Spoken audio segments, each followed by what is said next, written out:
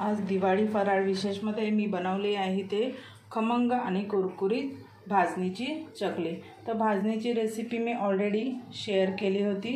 तर आता आपण आज इथे बनवले आहे त्याच भाजणीच्या पिठाची चकली। अतिशय खमंग आणि कुरकुरीत इथे आपली चकली बनवून तयार आहे।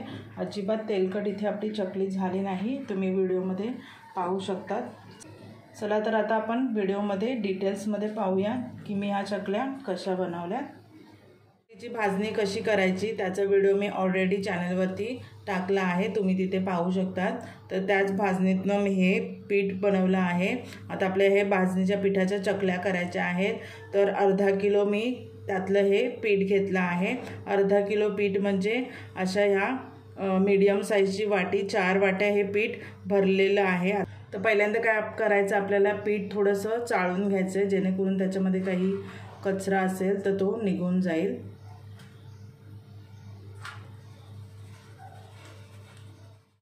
तर अशा प्रकारे इथे मी हे सर्व पीठ छान चाळून घेतलं आहे। आता आपल्याला ह्याच्यामध्ये मसाले ॲड करायचे आहेत। ते पण साहित्य मी टाकणार आहे यामध्ये। त्यामध्ये हा जो आपला पोहे खायचा रेग्युलर चमचा असतो त्याने मापून घेणार आहे। तर सर्वात पहिल्यांदा आपण इथे तिखट घालूया। तर अशा प्रकारे इथे मी 2 चमचे लाल तिखट घालते। जास्त कलरवाली पण मिरची घालायची नाही, नाहीतर आपल्या चकलीला काळपट कलर येतो। तर 2 चमचे इथे लाल तिखट झालं आहे। त्याच चमच्याने पाहू शकता तुम्ही, पाव चमचा इथे मी हळद घेतली आहे, ती घालून घेऊया। आता आपण मीठ घालूया। तर 1 चमचा आणि अर्धा चमचा म्हणजे 1.5 चमचा इथे मी मीठ घालून घेतला आहे। तर अशा प्रकारे भरून इथे मी 2 चमचे ओवा घालणार आहे। आपल्याला असा हातावरती चोळून घ्यायचा आहे। तर अशा प्रकारे इथे मी 4 चमचे सफेद तीळ घालणार आहे। नंतर इथे पाव चमचा आपण हिंग घालून घेऊयात। आपल्याला याच्यावरती तेल घालून घ्यायचं आहे। तर इथे मी एका वाटीला 1 चमचा असं करून 4 चमचे तेल घालून घेत आहे। आता आपल्याला पहिल्यांदा हे सर्व मिक्स करून घ्यायचं आहे, व्यवस्थित मिक्स करायचं आहे। सगळीकडे जे आपण मसाले घातलेले, तेल घातलेलं सर्व पिठाला व्यवस्थित लागलं गेलं पाहिजे, अशा पद्धतीने मिक्स करून घेऊयात। तर इथे मी सर्व मिक्स करून घेतलं आहे। आता आपल्याला हे गरम पाणी घालून मळून घ्यायचं आहे पीठ। मी जी वाटीने पीठ मोजलेलं तीच वाटी घेतले, त्याने आपल्याला पाण्याचा देखील अंदाज घ्यायचा आहे। तर मी पहिल्यांदा हे पीठ मळून घेते, त्यानंतर तुम्हाला सांगते की टोटल किती पाणी लागलं। तर पहिल्यांदा मी 1 वाटी पाणी घालून घेते। इथे मी पीठ मळून घेतलंय, तुम्ही पाहू शकतात। पण हे पीठ अजूनही झालं नाही, थोडंसं पाणी लावून मला हे परत मळायचं आहे। तर मी सांगते, इथे आपण जे वाटीने पाणी घेतलेलं, तर ह्या पिठामध्ये 3 वाटी पाणी लागलं आहे। तर पाणी लागतच घ्यायचं, त्यामुळे तुमचं कसं अंदाज चुकणार नाही। तर आता आपल्याला काय करायचं आहे, फक्त पाण्याचा हात लावून ह्याला एकसारखं करून घ्यायचं आहे। तर मी आता पाण्याचा हात लावते आणि ह्याला एकसारखं मळून घेते। तर अशा प्रकारे इथे हे पीठ व्यवस्थित मळून झालंय। घट्टसर पीठच बनवायचं आहे, मऊ बनवायचं नाही, नाहीतर तुमची चकली तुटेल। तर हाताच्या साहाय्याने मोजायचं, त्याऐवजी मी काय केलंय, हा जो आपण चमचा घेतलेला मगाशी त्याच चमच्याने मोजलंय। तर इथे मला नंतर 5 चमचे पाणी लागलं आहे। तर तुम्ही पण अशा अंदाजाने पाणी घेत व्यवस्थित घट्टसर पीठ मळून घ्या। आता काय करायचं, आपल्याला 10 मिनिटं हे पीठ रेस्ट करायला ठेवायचं आहे, छान मुरू द्यायचं आहे। त्यानंतर आपल्याला ह्याच्या चकल्या करायच्या झाले। आपलं पीठ व्यवस्थित सेट झालं आहे। आता आपण चकली बनवायला घेऊया। तर काय करूया, ह्यातलं थोडंसं पीठ काढून घ्यायचं आहे। तसं एकसारखा रोल करायचा आहे, जसं आपला चकलीचा साचा असतो त्याप्रमाणे एकत्रच पीठ भरायचं साच्यामध्ये, जेणेकरून आपली चकली तुटणार नाही।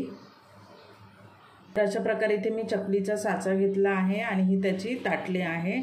तर व्यवस्थित हे साच्यामध्ये ताटली घालून घ्यायची। आता काय करायचं, याला थोडंसं तेल लावून घ्यायचं आतल्या साईडने आणि तयार पिठाचा गोळा भरून घ्यायचा आहे आणि व्यवस्थित ह्याला बंद करायचं आहे। आता आपल्याला चकली पाडून घ्यायची। तर गोल गोल फिरून आपल्याला चकलीचा आकार द्यायचा आहे त्याला।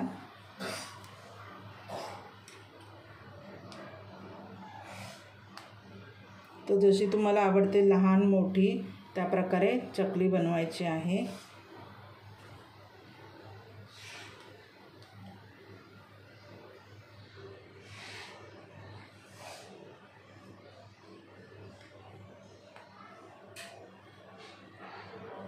तर चकली जेव्हा झाली बनवून तर काय करायचं, ह्याचे शेवटचं टोक आहे ते व्यवस्थित जॉईंट करायचे, इथे चिटकवून घ्यायचे, म्हणजे आपली तेलात जेव्हा आपण चकली सोडतो तेव्हा ती सुटणार नाही।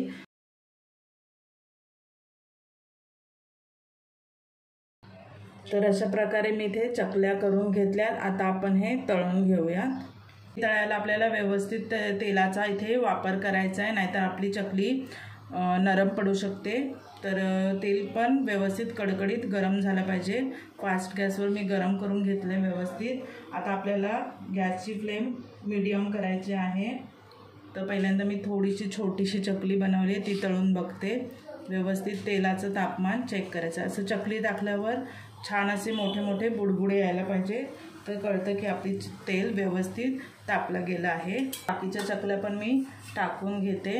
तर हाताच्या साहाय्याने नाही घालायचे चकली, असं एखादा चमचा किंवा उलथण्याने आपल्याला घालून घ्यायचे। हाताने घातली तर चकली तुटणार आहे आणि एका वेळी जास्त पण चकल्या घालायच्या नाही आहेत।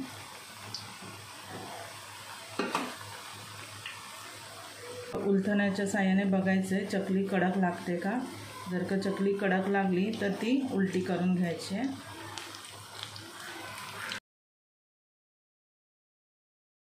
बुडबुडे कमी झाले की आपल्याला समजायचं आपली चकली झाली आहे।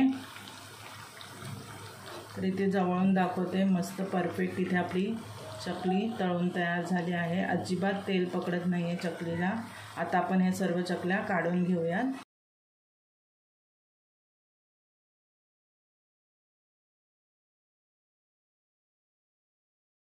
याप्रमाणे सर्व चकल्या तळून घेते, त्यानंतर तुम्हाला दाखवते। तर अशा प्रकारे इथे आपल्या मस्त अशा चकल्या तयार झाल्या आहे। जर का तुम्हाला आजचा हा व्हिडिओ आवडला असेल तर व्हिडिओला नक्की लाईक करा, कमेंट करा आणि शेअर करा। आणि जर का तुम्ही चॅनलवर नवीन असाल तर चॅनलला सबस्क्राईब करा। धन्यवाद।